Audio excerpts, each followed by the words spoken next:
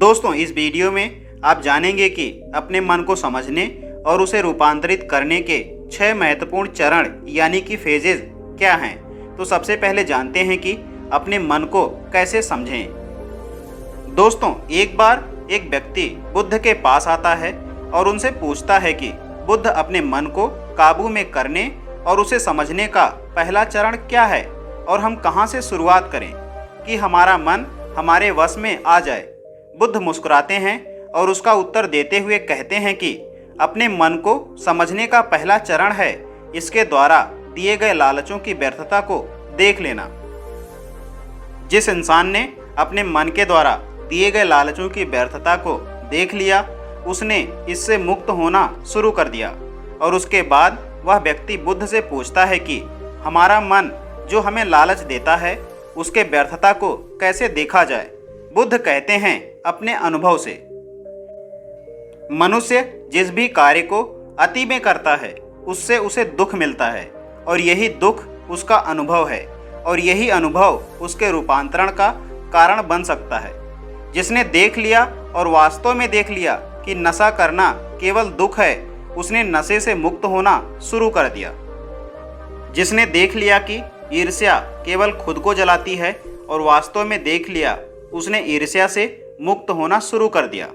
तुम्हारा यह देख लेना कि मन लालच तो हमेशा तुम्हें ज़्यादा का ही देता है, लेकिन लगता यह तुम्हें सदैव संतुष्टि भर का ही है, और यही अपने मन को समझने का पहला चरण है। कहानी को आगे बढ़ाने से पहले आपको इस प्रश्न को समझना आवश्यक है, और वो प्रश्न है कि आप अपने मन को वश में करना क्यों चाहते हैं। क्योंकि आपने यह अनुभव कर रखा है कि आपका मन आपको दुख देता है, पर क्योंकि आपको आपके मन के लालच बहुत बड़े सुहावने लगते हैं, इसलिए आप इन लालचों के पीछे छुपे हुए दुखों को नहीं देख पाते हैं। सिर्फ अपने दुखों को देख लेने से आपका मन आपके वश में नहीं हो जाएगा। उसके लिए आपको दूसरा चरण क्या है यह समझना होगा।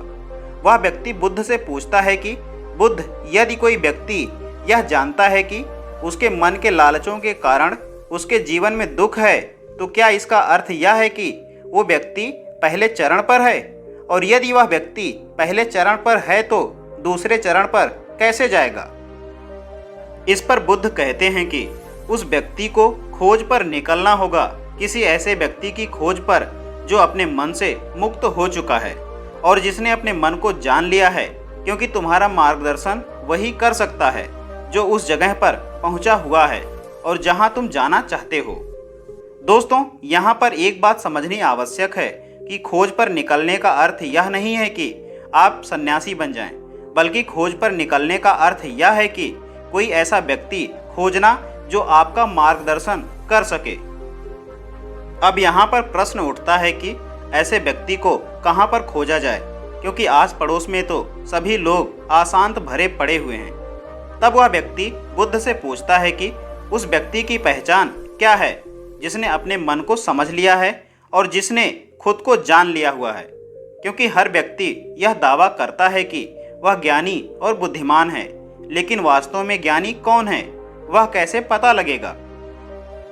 इसके बाद बुद्ध कहते हैं कि यही तीसरा चरण है, और वो चरण है सुनकर। सुनना ही अपने मन को समझने का तीसरा चरण है। उसके बाद वह व्यक्ति बुद्ध से पूछता है कि क्या देखकर यह नहीं पता किया जा सकता, क्योंकि आपको देखकर ही पता लगता है कि आप एक ज्ञानी हैं। बुद्ध कहते हैं कि देखने में तो कोई व्यक्ति बहुत शांत लग सकता है, लेकिन भीतर से वह क्या है यह उसके शब्द ही बता सकते हैं। लेकिन ध्यान रहे कि शब्दों पर भी विश्वास एकदम से नहीं कर लेना है। किसी भी बात पर विश्वास इसलिए नहीं कर लेना है कि उसे मैंने कहा हुआ है या किसी बुद्धिमान ने कहा हुआ है। किसी भी बात पर विश्वास आपको तब कर लेना है जब वह तुम्हारा अनुभव बन जाए। गौतम बुद्ध के द्वारा कही गई इस बात को मैं आपको थोड़ा और आसान भाषा में समझाने की कोशिश करता हूँ। दोस्तों, कोई कहता है कि ध्यान करना अच्छा है और कोई कहता है कि ध्यान करना बुरा है। अगर आप अभी ध्यान को अच्छा मानते हैं तो आप बहुत जल्द उसे बुरा मानने लग जाएंगे, और यही हमारे मन की चाल है। तो अब आपके मन में सवाल उठा होगा कि कैसे? तो उसका उत्तर यह है कि ध्यान की शुरुआत में आपको आनंद नहीं मिलेगा, बल्कि बोरियत महसूस होगी। और आपका विश्वास क्या था कि ध्यान अच्छा है, लेकिन आपको अनुभव क्या हो रहा है कि ध्यान बोरियत भरा है। तो अब धीरे धीरे आपका विश्वास बदलने लगेगा। पहले आप ध्यान को अच्छा मानते थे, लेकिन अब आप ध्यान को बुरा मानने लग जाएंगे। आप एक अति यानी कि एक्सट्रीम से दूसरे एक्सट्रीम पर पहुंच जाएंगे, और यही हमारे मन की चाल है। हमारा मन एक्सट्रीम्स में ही भटकाता रहता है, और अगर आप ध्यान को बुरा मानते हैं तो आप कभी भी ध्यान करेंगे ही नहीं। अब कहानी में वापस लौटते हैं और अच्छे से समझते हैं कि अपने मन को समझने का तीसरा चरण क्या है। इस पर बुद्ध कहते हैं कि किसी भी बात पर विश्वास तब तक नहीं करना है जब तक वह तुम्हारे विवेक की कसौटी पर खरी नहीं उतर जाए, और इसके लिए कर्म करना आवश्यक है, और कर्म ही अपने मन को समझने का चौथा चरण है। अगर आप धन कमाना चाहते हैं तो आपको सही दिशा में कर्म करना आवश्यक है। ठीक उसी प्रकार अगर आप खुद को जानना चाहते हैं तो आपको सही दिशा में कर्म करना आवश्यक है। वह आदमी बुद्ध से पूछता है कि सही दिशा में कर्म करते वक्त आदमी क्या गलती कर सकता है। तब बुद्ध कहते हैं कि केवल 2 गलतियां कर सकता है। पहली गलती है शुरुआत ना करना, और दूसरी गलती है पूरा रास्ता तय ना करना। और इन दोनों गलतियों के पीछे हमारे मन की ही चाल होती है। कोई सोचता है कि मैं कल से शुरुआत करूंगा, और कोई सोचता है कि शायद मैं सफल ना हो पाऊं। इन दोनों ही गलतियों को व्यक्ति जागरूकता की कमी के कारण करता है। बिना जागरूकता के व्यक्ति का मन उसे सही दिशा में चलने ही नहीं दे सकता, और जागरूकता ही अपने मन को समझने का 5वां चरण है। इसलिए दिन के हर एक क्षण को जागरूकता के साथ जियो। कोई भी कार्य करो तो उसे जागरूकता के साथ करो। अगर सांसें भी लो तो उसे जागरूकता के साथ लो। बिना जागरूकता के साथ जिया गया एक भी क्षण मृत्यु के समान है, और ध्यान रहे कि जागरूकता बिना ध्यान के संभव नहीं है। वह व्यक्ति बुद्ध से पूछता है कि बुद्ध, अपने जागरूकता के स्तर को कैसे बढ़ाया जा सकता है। बुद्ध कहते हैं कि ध्यान के द्वारा, और ध्यान ही छठा चरण है। अब एक बार आप अपने मन को समझने के इन 6 चरणों को ध्यान से समझिए। पहला, थोड़ी जागरूकता यानी कि अवेयरनेस के साथ यह देख लेना कि यह मन ही दुख के बीज बोता है। दूसरा, किसी ऐसे व्यक्ति को खोजना जो मन से मुक्ति पाने का मार्ग बता सके। तीसरा, सुनना। चौथा, सुने हुए को कार्य में लाना।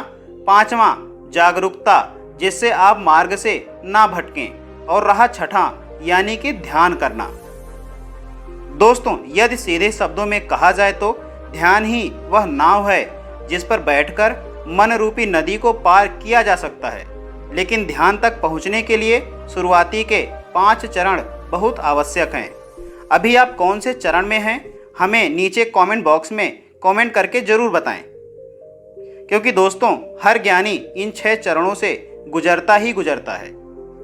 बाकी का दोस्तों, भगवान गौतम बुद्ध द्वारा दी गई यह जानकारी अगर आपको पसंद आई हो तो इस वीडियो को अपने लोगों तक ज़्यादा से ज़्यादा शेयर ज़रूर करें, और ऐसे ही इन्फॉर्मेटिव वीडियो देखते रहने के लिए इस चैनल को भी सब्सक्राइब ज़रूर करें। जल्द मिलते हैं एक और ऐसे ही इन्फॉर्मेटिव वीडियो के साथ। वीडियो को पूरा देखने के लिए आप सभी का बहुत बहुत धन्यवाद।